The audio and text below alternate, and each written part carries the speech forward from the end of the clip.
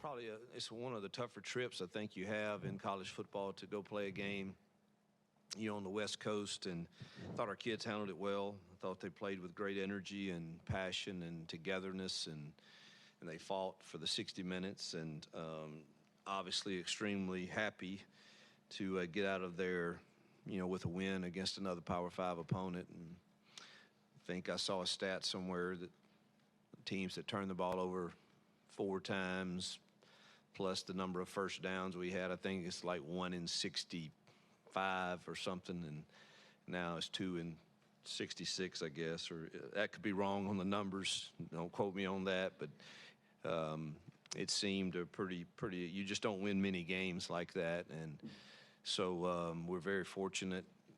But I know this. I don't know that I've ever had a season where you didn't have a game where you felt like, God, we easily could have lost that game, but boy, our kids found a way, and you can build on stuff like that. And just really proud of our staff and kids. I don't think anyone quit believing that we could win the game, and it showed in the way they played. And obviously the defense had more than their share of times that they had to go back out there and too quick, and because of the number of turnovers and lack of production on third down. And, man, they never once. It was always, we got you, we got you, we got you. And I'm just really proud of that growth that we can use to build on for sure. And obviously they played, really well on that side of the ball. And the special teams played better than average, but not great, but better than average. Offense was awful, and we got the ball in the third quarter. I don't know how many minutes were left, but our first possession in the third quarter, we had only had 25 offensive plays, and I do believe we had a really good plan offensively, particularly in the second half, and think we would have scored points had we not turned it over 2 more times. But we only had 4 possessions, and, those turnovers are just, you can't win football games turning the ball over.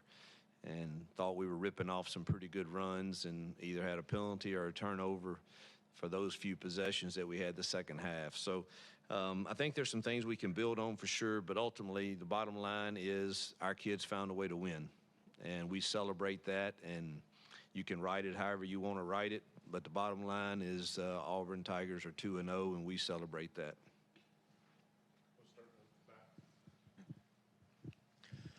Coach, all offseason you talked about it through the fall and even through the season as it started. Robbie Ashford was going to be a huge part of your team's success. We saw a heavy dosage of him on Saturday night, flipping back and forth between him and Peyton Thorne. What was their response, Peyton and Robbie's response, and their attitude towards both of them seeing heavy minutes on Saturday?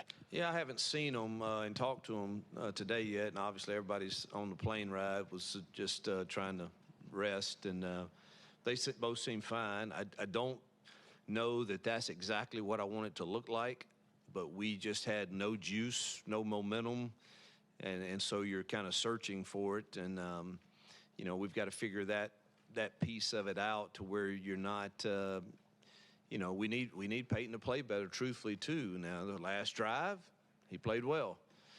Prior to that, I think a few of the throws were inaccurate. And I thought he left the pocket early once. And, look, I'm not beating up Peyton. He played really well that last possession, but we do need more consistency there throughout the whole game.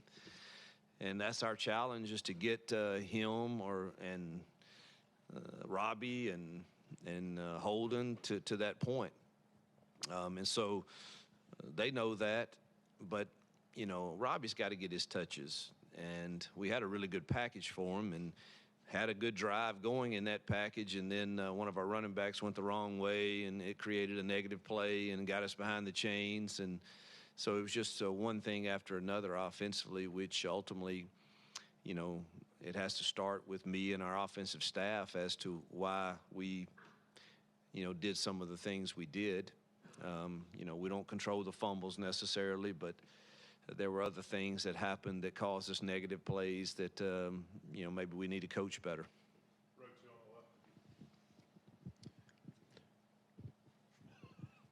Well, you can talk too. One of the things you've talked about is taking shots downfield. You didn't do much of that Saturday. Was that by design? Was it something Cal was doing, or was it just the ineffectiveness doing it?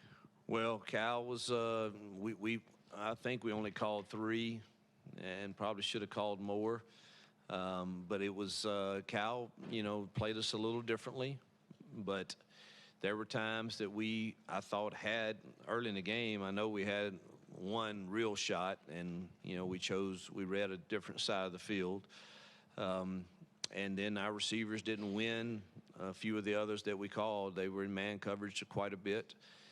And they won some of those battles on us. Coach, after the first game, you mentioned some of the defensive alignment issues. How did you work on that, and were you pleased with the progress they made in week 2? We definitely made progress. It was much better. The effort was incredible. Lows were way, way down. We still have some alignment issues. But, I mean, every game you're going to have some. I would like for it to be in the single digits. I think we were around 10. But they weren't. I mean, some of them were being really ticky-tacking hard. You should be lined up in a 30 technique, and you're not quite there at linebacker. So we're being really hard on that right now. But so some of them were pretty insignificant, and there were others that could have been significant. And again, you're not going to ever completely change that, because the offenses are going to throw something at you that you didn't prepare for, or some motion or some shift. We just got to make sure we're all on the same page when that occurs. And there were a few of those early in the second half that we were still trying to figure that out as the ball is being snapped. So we got to continue to work on it, but it was much better. Coach, you've chosen to give up play calling for the first time in your career. How would you characterize what we saw on offense Saturday? Was it more play calling, or was it more on the execution side? And did you take over play calling at 80 point during that game? No, I called 3 things in that game, and it's hard. I'm not going to lie. And, I don't want to make I have great confidence in our staff. And, one game is not something that you should, particularly when you have 4 turnovers and the number of penalties we had that got us behind the chains. I just think that, I know I'm not making any excuses, because we have to own what's on the film, but when you turn it over 4 times and you don't get a lot of possessions in a game, it's hard. And that's kind of where we were. And every time we did get an explosive run on the reverse or something, there's another penalty. And we did everything that we didn't do in the first game. We didn't have turnovers. We didn't have penalties. And dang, if we didn't look like it was the first game offensively. And so I did not take it over. I did call the fade to Rivaldo and a couple other things. But, no, it's not at that point at all. I have great confidence in them. We've had a lot of tough talks this morning. And, I can't be everywhere, but ultimately I have to own everything. And I spent a lot of time with our defensive guys last week, and going to spend a lot of time with our offensive guys this week. And but it's really not. It's about us all seeking wisdom as to how we can get better, me included. And that was our main theme this morning in our truth meeting is, man, how do you seek wisdom to get better and to improve the chances our kids have of winning football games and being better men? And what does that look like for you? And who do you have? And we've got to have each other. And everybody's got assistants in this building, assistant O-line coaches, D-line coaches, safety coaches, quarterback coaches. And it's high time that nobody has an ego, and we all all right, how can are we doing too much of something? And what can we do? And who needs the touches? And, 5 and 6 for us need more touches. Those 2 guys they're our best receivers.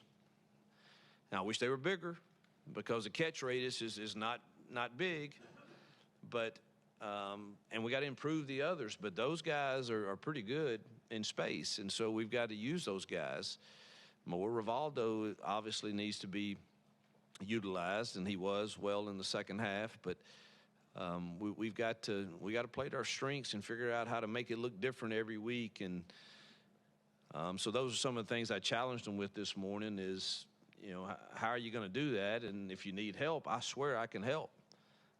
I'll draw them up and show you how to make it look different. But they have the ability to do that. And so, again, I think it's I know you guys have to, it was ugly. There's no two ways around it, but you also have to take into account the number of turnovers and penalties for possessions versus was it just awful play calls. I didn't see many awful play calls, truthfully. They all have a chance to work. Nothing schematically was off about it. I think we need a little more balance, and we got to figure out what that looks like exactly that our quarterbacks and receivers can handle. And our RPO world, we didn't utilize near enough. We've got to work on that. So we'll challenge each other to be better this week as coaches and players.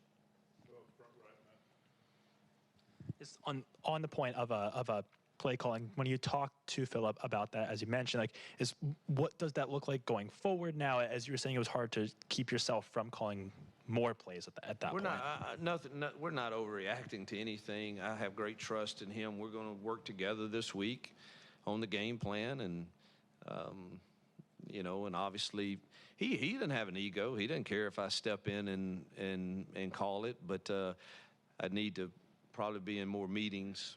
And like I said last week, we were really that game went nothing like I expected. I just got to tell you, it was nothing like I expected, and which is good and bad, I guess. So we worked really hard on how do we come up with the right defensive plan for our guys, and how do we handle the tempo. And heck, if they didn't go much tempo at all, really. They went a few plays, but nothing like what I'm used to from Spavital. And we never got in our tempo hardly at all because we never were efficient enough on first down to get in it. And it just was totally different than what I expected. But, again, Philip is going to be fine. And but, yeah, we're going to work together this week and see if we can't get a great plan in place to not repeat last week's performance. How do you think Peyton did with his decision-making, specifically in the RPOs that you guys called? I know that was something from We week didn't one. call enough. We didn't call enough RPOs, so I can't say Peyton was that was him. I just think he was inconsistent with the early throws that we had, and that really continued. Again, third quarter, we didn't have the ball very much, or the fourth quarter, truthfully. So, the last drive is one we're going to choose to concentrate on and focus on and see if we can't build on that. But it was inconsistent until that point.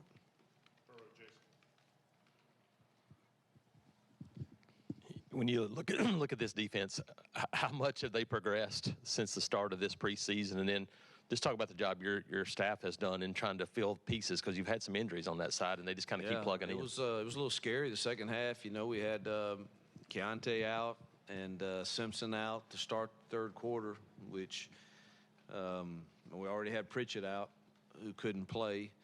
And so you're playing a lot of young guys that hadn't had a ton of reps. And so and Keontae was out until the last drive, truthfully, the whole second half. So, and then DK went out.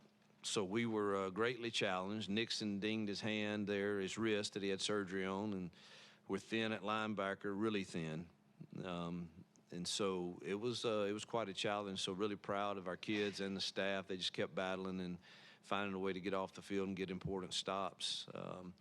Did we improve from week one to week two? Absolutely. Now, are we fixed yet and ready to say we're fixing to dominate and hold every opponent to 10 points? I would like to say that, but that's not accurate. We got to keep working because tougher tests are coming. Do you expect those guys like Donovan and Pritchett back this week? Some of the guys that you mentioned. It's too early to tell, I think, on both. I would love to hope that they both would be ready to go for sure, but it's too early to tell. Would love to we're without J.D. Rhyme so far, too, this year, and I think he could help us. So, but it's too early on Monday to tell. I want to ask you about Kayan Lee. I mean, he played a lot of snaps the other day, and he played a lot better than he did against UMass. Are you seeing him kind of step it up? Yeah, and there's, we think he's going to be he's really talented. He's going to be really good. He's just young. There's times I think he's still a little unsure about his confidence level and gives too much ground. There were a couple of those in the game, and obviously the 15-yard penalty we don't need. That was critical at that juncture. But did he play well? Yes. He still can get better. Yes. But God, we're glad we have him. We're really thin back there right now. Yes, you mentioned playing Jay Fair and Varmore together. Do you think Fair is more built to play on the outside, or do you think it's the other way around? I don't think either are built to play outside, truthfully. But obviously, unless you get in 10 personnel, there's one of them will have to if you're going to play them both at the same time. And so I don't know if I said that. I said they need to get more touches. Now, does that look like them playing more at the same time? Maybe. We got to figure that out this week for sure, or today. Thank you. 2 questions, if I may, but first one, just in your coaching experience, a win like this in an adverse situation, how does that pay dividends later in the season? And then secondly, just looking ahead to Samford, curious if you have any relationship with Chris Hatcher and what you know about the Bulldogs. Yeah, there's no question. You're very sharp with the question, because a win like that's a tough trip. And I won't go on Thursday again if we ever have to do that again. And that trip back is really, really, really hard. I mean, we rolled in here at 10 o'clock yesterday morning, and I don't know that you can recover immediately in the next week for that. But I think there's so much to build on, because I'm still learning this team. They're still learning me, and I was so pleased of the way it just was no panic. It was just, we're going to figure this out somehow, some way, and get out of here with a win. And not every team in year one have I felt could handle that, and I wasn't sure about our kids, truthfully, and I really thought we were going to go in there and score 30, 40 points and make it easy on the defense, and Lord knows that didn't happen. And I was so proud of just the leadership on that side of the ball that just, we got you. And Eugene Asante played his tail off, and as did others. I don't want to get to pointing them out, but he played really well. Jalen McLeod makes us different when he's playing. So there's so much to build on from that, because we're going to have some adverse situations in this league, particularly at the point we are in our program. And so we can point back to these moments of how you should fight to the end, irregardless of what the result ends up being. That's the way we should keep fighting. So I think that's, Hatcher and I have known each other for years. I think he's one of the better offensive coaches in football. He's done a remarkable job there, and he will have his kids excited and well prepared to play here, I have no doubt. And they'll test you in the passing game for sure and throw it all around. I think the last time he played here, I believe it was here. I know I watched the film somehow, but I think it was here. But, man, it was every polecat and quads and every formation you can imagine that he pulled out and had success moving the ball. And so I have great respect for him as a man and as a coach, and I know he'll have his guys ready. When it comes to your run defense, how did you see them respond based off of what wasn't a great performance in week 1 against UMass, plus the outside chatter from your opponent? How did you see that run defense respond on Saturday and moving forward for Samford this week? Well, the stats are what they are, and so they performed, and they stopped the run. And so we absolutely improved from week 1 to week 2 in that, and I don't know that has any bearing on what you do in week 3. You better prepare the same way, and you better have a great plan, and know you've got to do it again and again and again. And but we did absolutely felt like we had to stop the run and make them one-dimensional. We weren't sure that either quarterback could all night long throw it and beat us. I said wasn't sure. I'm not saying they couldn't, but it wasn't enough tape to really. But we kind of just, when you look at 2 transfer guys and they weren't used to throw it at their old school, you kind of just hope in your mind that's a situation where maybe they can't throw it well enough to beat you. So let's be sure we've got to stop the run, because they had really talented running backs, and I thought our kids did a great job of doing that. Coach, you mentioned getting 5 and 6 more touches. What about the rest of the wide receiver room? Are you expecting more production out of the other guys too? Well, you sure hope so. Well, we haven't proved we can do it yet. So until we do, I mean, we've got to prove that we can win some one-on-ones and we can throw accurate balls to them, and we got to keep improving that room. I've said that since I got here, and that's still the case. Coach, the Cal running back, the young guy, Jayden Knott, gave you guys what might be a little bit of bulletin board material before this one. We had heard that maybe they'd use that for some motivation. How much do you use those kind of things to motivate your team going into a matchup like this? I honestly don't really use that a lot. I think now I heard our kids talking about it, which I don't think that hurt, and I hope he's okay. I know he got hurt, but I don't like our kids to do that. I hope ours don't ever for games, because it did probably fire our guys up a little bit defensively. And I did mention it in my pregame talk. I was comparing it to one of my real life experiences with a guy in high school, and I did use that in pregame. But I don't think that's the reason we stopped the run. But it certainly did give them some motivation for sure. How'd you feel like the offensive line did in the game on Saturday? Yeah, I thought they did fine, truthfully, and that's the shame of it. I thought they handled the movements and stuff really well. There was one breakdown in protection. The others, I think we kind of caused, with either setting the protection wrong or moving out of the pocket too early. But I think, again, without the turnovers, I think you're looking at another 250-yard plus rushing night, and so I thought they were doing a fine job of run blocking. You talked about getting McLeod back. What did it add to the defense, and then how much of a boost is that moving forward, having that speed off the edge? I think he's probably 85%. I'd like for him to get to 100%. And then I think he really gives us a boost, but at 85%, he's made us better. He's strong at the point of attack, quick twitched, and can rush the passer. I don't think he got a sack the other night. I don't think, but he's different than what we've been presenting. So he helps us all the way around. Yeah, a question about the quarterback rotation. I mean, if you're trying to unlock more consistency, wouldn't it make sense to kind of pick a guy and stick with him, or do you like this rotational thing? That's the big challenge. I do not like the way the other night went with it. But at the same time, I think Robbie has to get his touches.